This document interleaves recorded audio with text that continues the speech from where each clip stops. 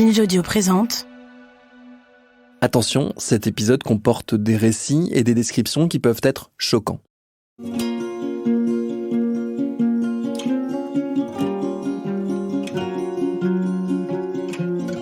Quand on voit l'énergie déployée par Armel Gbagbo-Zadi dans l'épisode précédent pour accompagner et aider une famille, on se demande comment il est possible pour les humanitaires d'apporter un soutien similaire aux dizaines de milliers de femmes et d'enfants qui en ont besoin ici.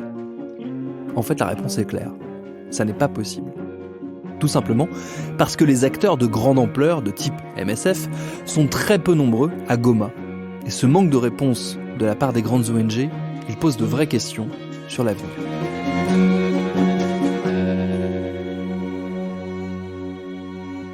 Des fois, à un moment donné, c'est la réalité. Des fois, on se sent inutile, épuisé finalement, parce que tu te dis, j'arrive pas en fait. En général, peut-être dans la journée, tu pouvais gérer pour 10 cas, mais tu te retrouves en train de gérer un seul cas.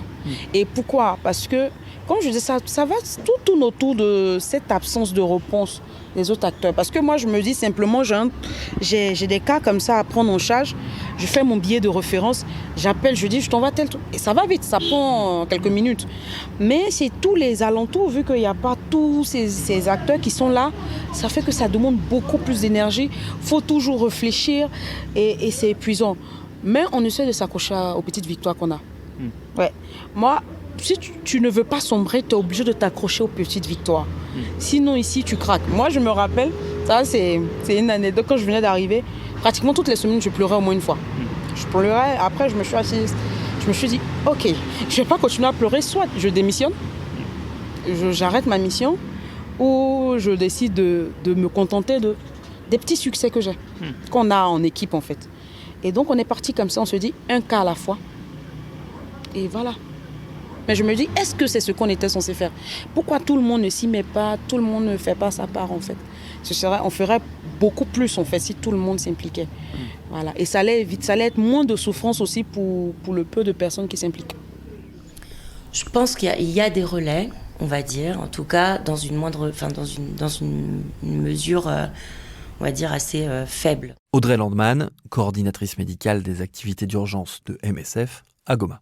Donc on ne peut pas dire qu'il ne se fait rien, mais moi je remets beaucoup en question la coordination de l'organisation de l'aide aujourd'hui, qui pour moi se passe très mal et ne nous permet pas, par exemple, nous à notre niveau, de comprendre qui fait quoi, qui fait en réalité quelque chose, parce qu'entre ce qu'ils disent, ce que certaines organisations disent et ce qu'elles font, il y a une différence aussi. Donc on est tout perpétuellement obligé d'aller chercher, gratter pour comprendre qui fait quoi, qui est où, qui a des moyens pour faire quelque chose. Et effectivement, ça c'est une très grande difficulté. Et là, je ne suis pas en train de dire que les gens des autres organisations ne sont pas motivés ou qu'elles ne veulent rien faire. Mais la manière dont les financements se font, je trouve, sur cette urgence est complètement hallucinant. C'est des financements qui se font en lance-pierre sur des périodes très courtes, qui ne permettent pas aux autres partenaires, aux organisations qui sont présentes ici, de monter des projets vraiment sur du moyen terme, au moins du moyen terme. Donc de faire une prise en charge qui est correcte et de qualité. Ça va être des one-shot comme ça, à droite à gauche. Et forcément, ça s'en ressent. Donc nous, on essaye de faire quelque chose qui est plus linéaire, où on essaye d'aller dans la qualité, mais les relais qu'il y a sont, au niveau en tout cas des acteurs de l'aide, sont très minimes en fait. Cette absence de relais, elle met les équipes dans des situations parfois très inconfortables. Au camp de Roussaillot, où j'accompagne Armel, on retrouve son équipe. Des travailleurs sociaux et des soignants congolais qui sont en première ligne tous les jours aux côtés des victimes et qui se retrouvent démunis face à leur détresse. Actuellement, il y a beaucoup de nouveaux venus qui restent dans des hangars et qui viennent peut-être se consulter après beaucoup de jours d'agression, après agression, qui veulent être abrités quelque part. Malheureusement, à notre niveau, on n'a pas de réponse directe. Notre problème, notre difficulté première, c'est comment aider ces gens-là, parce que c'est pas évident. C'est pas aujourd'hui que cette histoire de on a faim, on n'a rien à manger. Et rassurez-vous, hier même on était en train de faire une réunion pour ce genre de choses encore. On essaie, c'est pas toujours évident. Sandra est venue me trouver en pleurs la dernière fois. Non, elle a craqué en fait. Parce que c'est difficile de ne pas avoir de réponse. Si vous vous sentez fatigué, si vous avez besoin des fois de décrocher avec ça, on se parle. Votre santé mentale là, voilà, c'est prioritaire. Je le dis toujours, c'est pas parce que c'est des paroles en l'air. Mais en fait, je suis frustrée. Il y a beaucoup de frustration. Tu vas te dire, souvent même quand les gens ils sont à l'extérieur, ils pensent tout savoir en fait. Quand tu es en train d'expliquer la situation, tu te dis, ah mais il faut orienter, tu peux orienter. J'oriente, mais la personne chez qui je suis censée orienter là, je frappe à la porte, elle n'ouvre pas, tu vois.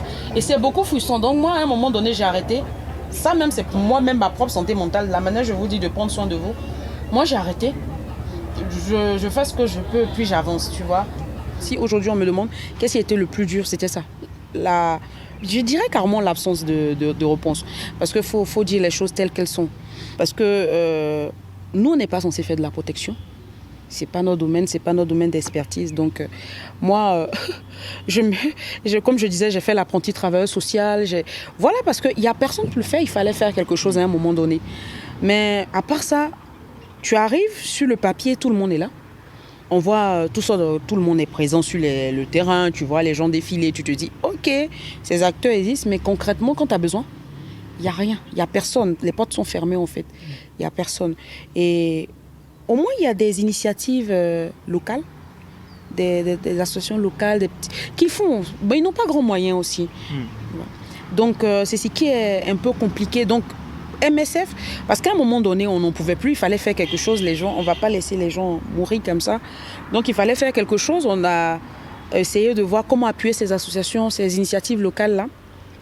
Pour pouvoir au moins les appuyer pour qu'ils puissent un peu aider.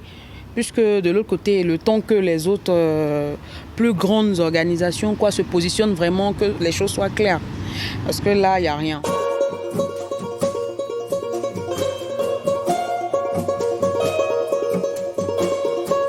Avec les travailleurs sociaux, on essaye vraiment, pour le coup, de ne plus être dans une réflexion d'urgence, c'est-à-dire voilà, l'étape d'après, ça doit être plutôt d'accompagner ces femmes, parce que c'est quand même majoritairement des femmes, dans de l'empowerment.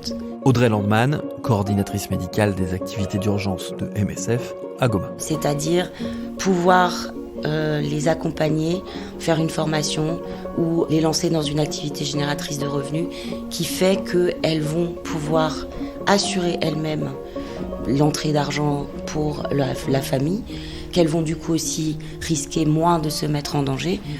Et ça sera, et que en plus, c'est quelque chose qu'elles pourront faire pendant potentiellement des années, quoi. Donc, la solution de juste dire, bon, on file une ration de bouffe, pour moi, c'est du life saving, mais c'est pas pérenne.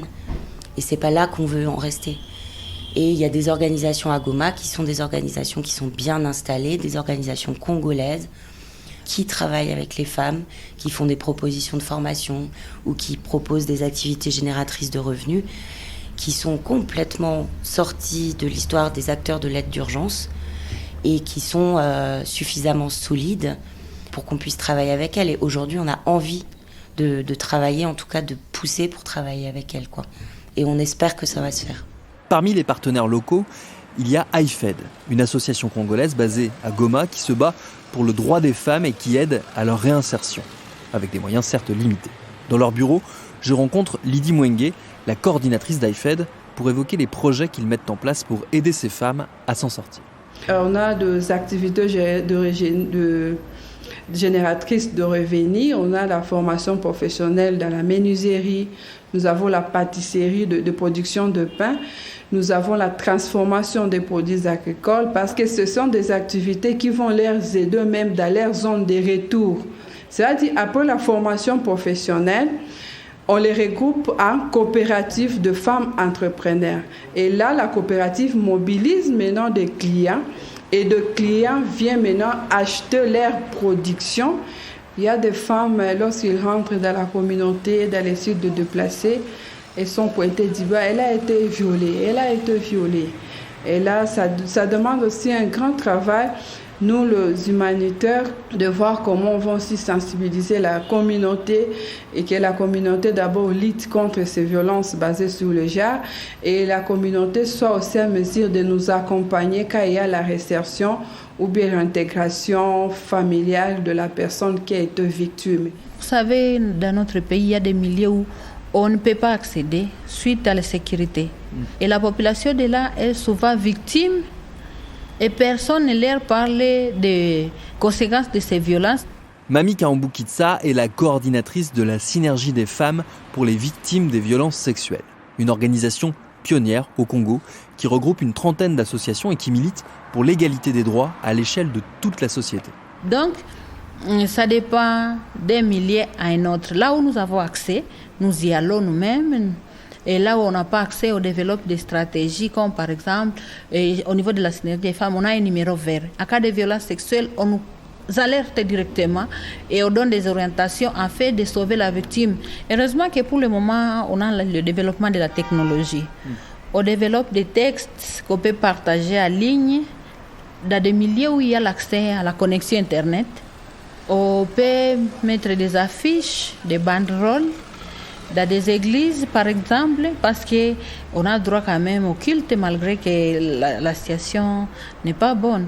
En fait, l'objectif de la synergie est que, malgré qu'on est victime, il faut quitter cette étape de la victimisation et devenir actrice au changement, actrice au développement, participer activement et massivement dans la gestion du pays. C'est la raison pour laquelle on a changé l'approche. Pour le moment, on fait des sensibilisations sur le leadership féminin. On accompagne les femmes qui se portent candidates aux élections et les femmes qui ont des ambitions. Vous savez, le changement, c'est un processus. Pour faire parvenir une génération de quitter ou de ne plus pratiquer ces violations à l'égard des femmes, vraiment, ce n'est pas du tout facile, mais c'est un processus. Petit à petit, on y arrivera. Les femmes vont arriver à leurs droits, vont arriver à la parité 50-50. 50 hommes, 50 femmes. 10 hommes, 10 femmes. Là.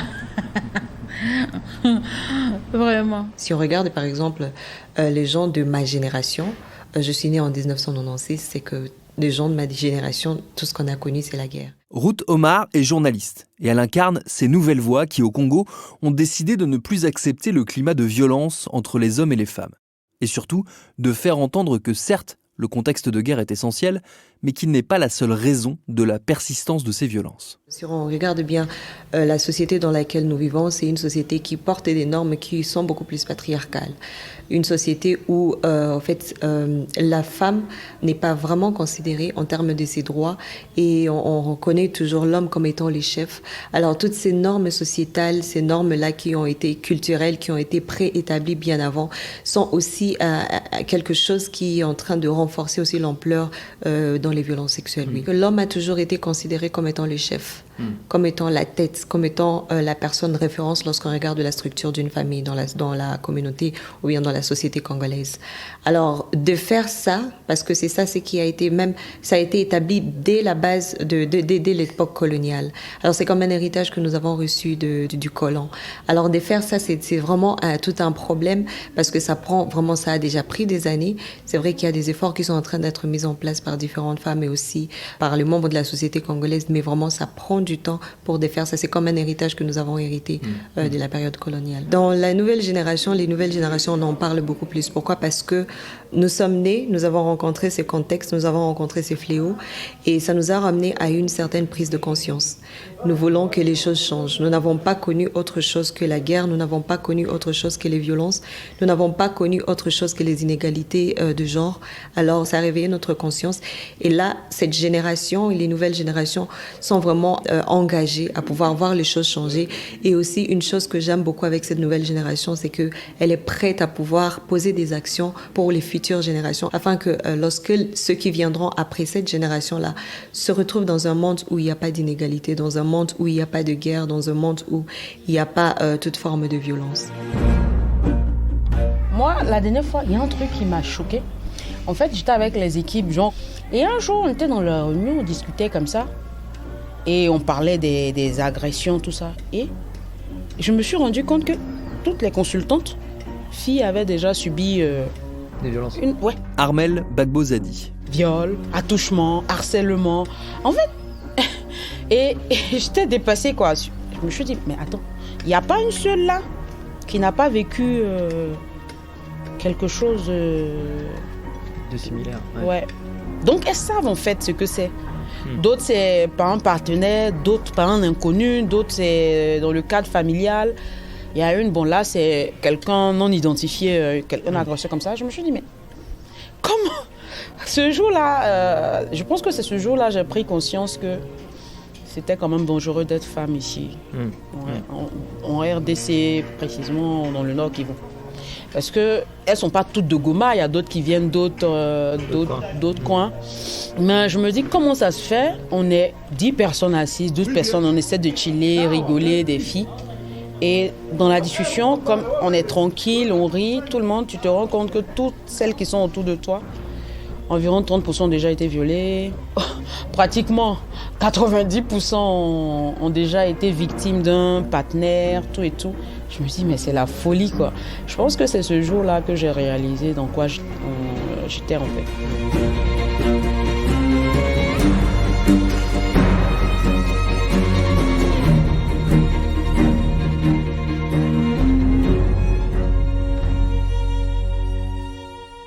Parce que si vous voulez tuer un pays, vous pouvez le tuer par la santé et l'éducation.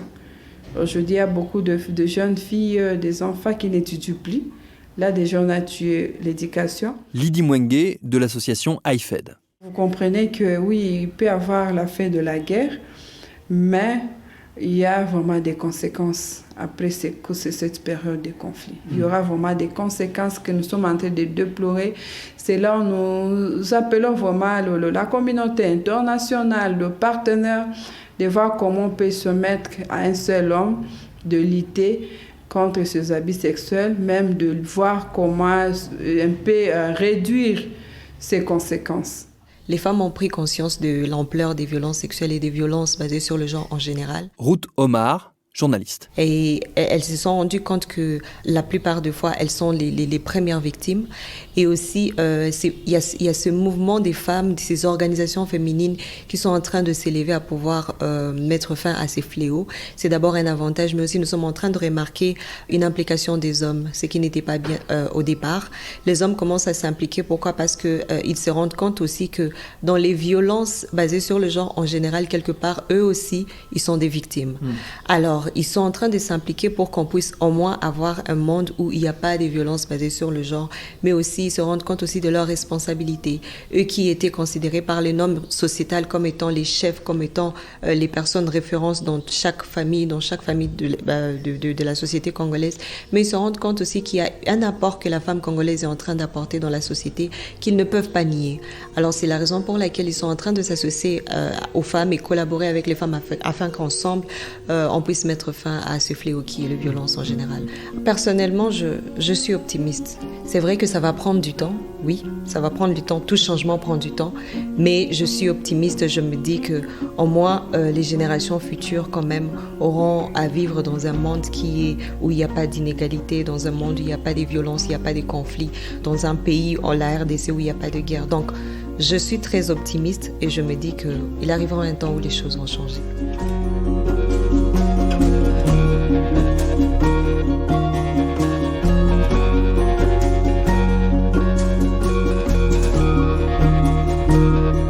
Un immense merci à toutes les équipes de MSF France à Goma que j'ai pu accompagner durant ces quelques jours de tournage, ainsi qu'à celles et ceux qui ont accepté de répondre à mes questions. Merci à ma consoeur Céline Moudoua qui a assuré les traductions des entretiens. Merci également à Agnès et Mathilde qui ont permis que ce reportage se fasse en partenariat avec MSF. C'est Paul Berthiaud et Elisa Grenet qui ont réalisé ces 4 épisodes de Programme B, un podcast de Binge Audio préparé par Charlotte Bex. Tous nos épisodes, les anciens comme les nouveaux, sont à retrouver sur toutes vos applis de podcast. Cherchez-nous sur Internet si vous voulez nous parler et à très vite pour un nouvel épisode.